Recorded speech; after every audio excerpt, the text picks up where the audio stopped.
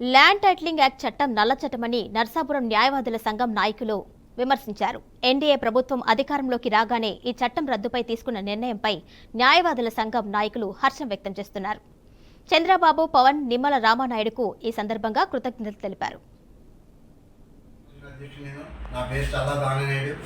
AP land titling act రద్దు విషయంలో మేము భారీ ఎత్తున యాజిటేషన్ చేసిన 3 నెలల్లో ఎమ్మెల్యే గారు ప్రతిపక్ష నాయకులు ఎమ్మెల్యేగా ఉన్నారైనా రామానాయుడు గారు ఆ రోజున మాకు హామీ ఇచ్చారు. తెలుగుదేశం ప్రభుత్వం వచ్చిన తర్వాత రేపు పొద్దున్న కూటమి ప్రభుత్వంలో డెఫినెట్గా దీన్ని రద్దు చేద్దామని చెప్పడం జరిగింది. ఈ రోజున కూటమి ప్రభుత్వం రావడం, అదే రకంగా జనసేన తరఫున పవన్ కళ్యాణ్ గారు ఉప ముఖ్యమంత్రిగా, చంద్రబాబు గారు ముఖ్యమంత్రిగా, అదే రకంగా మన పాలకొల్లు శాసనసభ్యులైనటువంటి నిమ్మల రామానాయుడు గారు మాకు హామీ ఇచ్చినటువంటి సీనియర్ ఎమ్మెల్యే గారు మంత్రిగా రావడం మా అదృష్టంగా భావిస్తున్నాం. వీళ్ళందరూ కూడా మొదటి మీటింగ్లోనే క్యాబినెట్లో దీన్ని ఏపీ ల్యాండ్ టైటిలింగ్ యాక్ట్ అతి దుర్మార్గమైన నల్ల చట్టాన్ని రద్దు చేయడం క్యాబినెట్ ఆమోదించారు.